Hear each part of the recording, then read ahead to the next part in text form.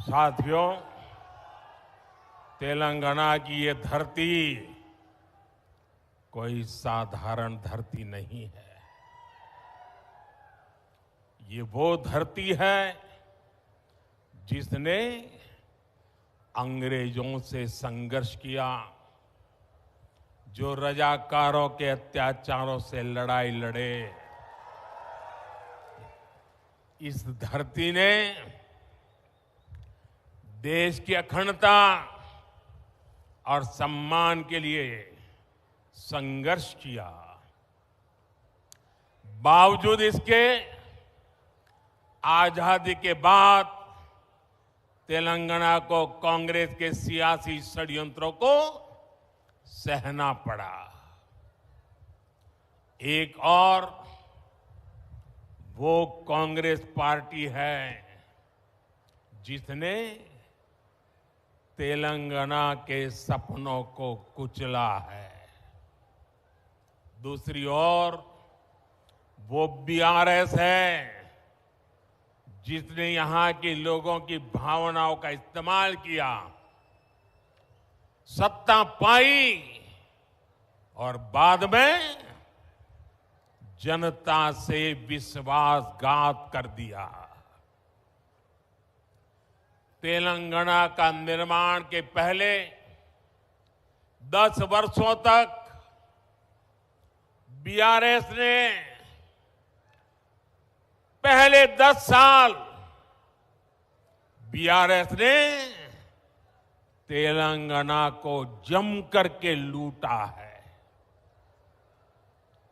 लूटा है कि नहीं लूटा है? और अब कांग्रेस ने तेलंगाना को अपना एटीएम स्टेट बना लिया है। तेलंगाना से लूटा गया ये पैसा दिल्ली तक जाता है, वहां परिवारवादी लोगों की तिजोरी में पहुंचता है। फिर इसी पैसे का इस्तेमाल देश में झूठ और बंटवारे की साजिशों की फंडिंग के लिए होता है। और तेलंगाना के लोग जानते हैं, एक घोटालेबाज दूसरे घोटालेबाज पर कभी कार्रवाई नहीं कर सकता। इसलिए जो कांग्रेस पार्टी चुनाव के समय बीआरएस पर घोटालों का आरोप लगाती थी, आज वही कांग्रेस बीआरएस की फाइलों पर हाथ धरकर बैठ गई है। साथियों, बीआरएस और कांग्रेस की मिलीभगत कितनी जबरदस्त है, ये भी आज तेलंगाना के लोग देख रहे हैं। आज बीआरएस के घोटालों पर कांग्रेस की बोलती बंद हो गई है। कालेश्वरम स्कैम के अरबों रुपए कहां चले गए? कांग्रेस में कोई इसका जवाब नहीं मांग रहा है। और कांग्रेस जो सैकड़ों वादे करके सरकार में आई थी, वो क्यों पूरे नहीं हो रहे? बीआरएस में कोई ये सवाल नहीं पूछता। दोनों एक दूसरे को बचा रहे हैं, दोनों एक दूसरे की जम करके मदद कर रहे हैं और सब कुछ पर्दे के पीछे कर रहे हैं। और जब दोनों पार्टियों के स्कैम की जांच होती है तो दोनों मिलकर के क्या करते हैं? एक ही काम, मोदी को गाली, मोदी को गाली, मोदी को गाली, यही करते हैं ना। दिन रात मोदी मोदी सिवाय कुछ करते हैं क्या ये लोग? इनके मुंह से कभी भारत मां की जय सुना क्या? मोदी को 100 बार बोलते हैं, मां भारत को एक बार भी याद नहीं करते। लेकिन तेलंगाना के मेरे साथियों, बीआरएस और कांग्रेस वो एक दूसरे के लिए चाहे कितनी भी कवर फायर कर लें, इनकी एक एक लूट का हिसाब होता रहेगा।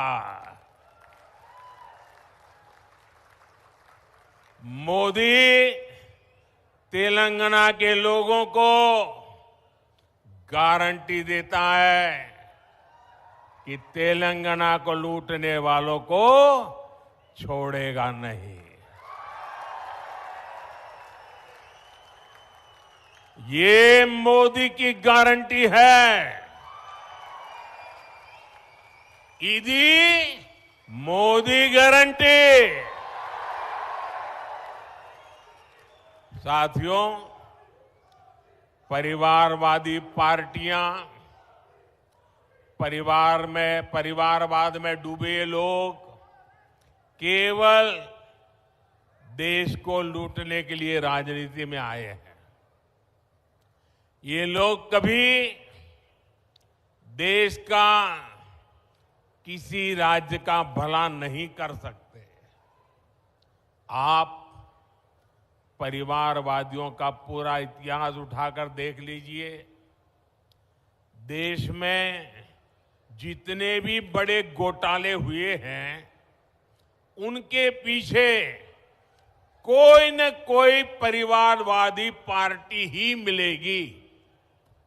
आप जरा सोचना, ये मीडिया के मित्रों को भी मैं होमवर्क देके जाता हूं कि आप सोचिए,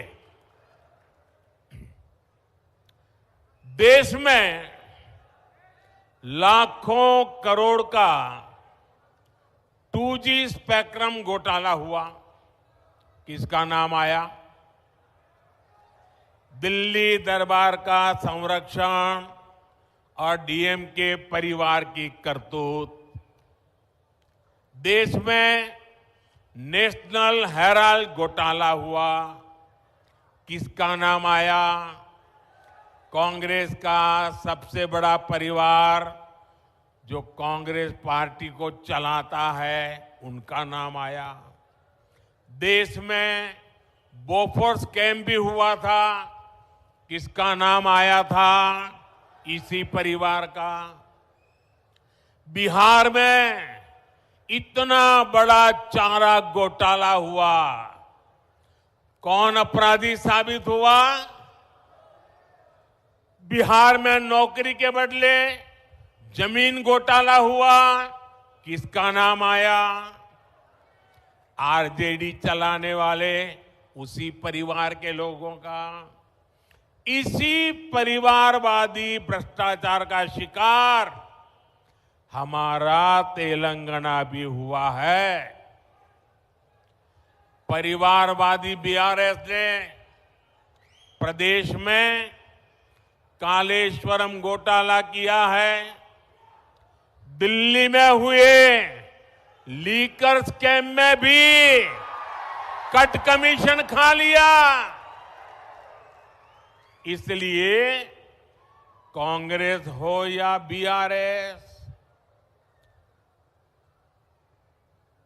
इनसे जितना बचेंगे, उनको जितना दूर रखेंगे, वही इसकी दवाई है।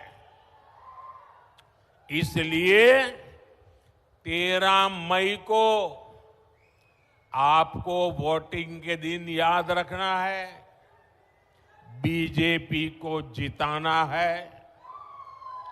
बीजेपी को बीजेपी को बीजेपी को बीजेपी को आप तेलंगाना में बीजेपी को जितनी ज्यादा सीटें देंगे, उतनी ही मेरी ऊर्जा बढ़ेगी। और ये जो शक्ति स्वरूपा का विनाश करने के लिए निकले हैं ना, उनकी रक्षा करने के लिए मुझे ताकत चाहिए। अब मैं विकसित भारत के लिए और ज्यादा परिश्रम करूंगा। आपको भरोसा है ना? मैं परिश्रम करूंगा, इस बात पे भरोसा है ना? क्या कभी मैंने मेहनत करने में कमी रखी है क्या? खुद को खपाऊंगा और कुर्सी की परवाह किए बिना आपकी भलाई के लिए जो जरूरी है वो निर्णय करूंगा। साथियों, हमारा विजन है विकसित तेलंगाना से विकसित भारत का निर्माण। बीते 10 वर्षों की एक बड़ी उपलब्धि है कि हमने 25 करोड़ देशवासियों को गरीबी से बाहर निकाला है। हमने इसके लिए योजनाएं बनाई, हमने ईमानदारी से हर योजना का लाभ लोगों तक पहुंचाया। हमने देश भर में गरीब परिवारों को 4 करोड़ से ज्यादा पीएम आवास बनाकर दिए। हमने 12 करोड़ से ज्यादा घरों तक नल से जल पहुंचाया। हमने देश के 50 करोड़ लोगों को बैंकिंग व्यवस्था से जोड़ा। आज 50 करोड़ से ज्यादा गरीबों को आयुष्मान कार्ड से मुफ्त इलाज सुनिश्चित हुआ।